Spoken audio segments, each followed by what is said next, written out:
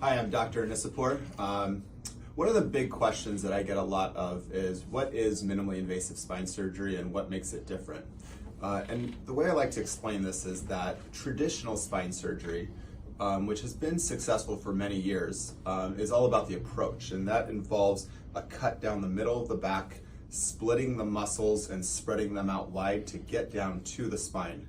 And when we get down to the spine, then you have access and you're looking at what you're doing. And although the surgical techniques are very similar and the goals of surgery are similar, what minimally invasive spine surgery aims to do is to accomplish the same surgical techniques or goals through a less invasive approach. And what that involves is, instead of cutting down the middle of the back and splaying the muscles out wide, we make a little mini incision off to the side and dilate so that we can get an 18 mm tube right down to the spine like this. And then we're looking right at our target under the microscope and this goes between the muscle fibers without cutting any muscle.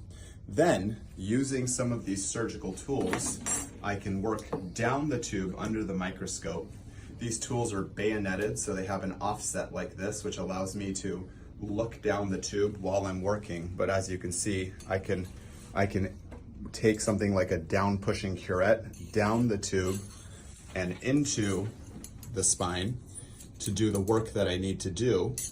Same thing with a bayoneted pituitary, which can grab materials like disc down through the tube under the microscope and working past the nerves to get disc out and off of your nerves.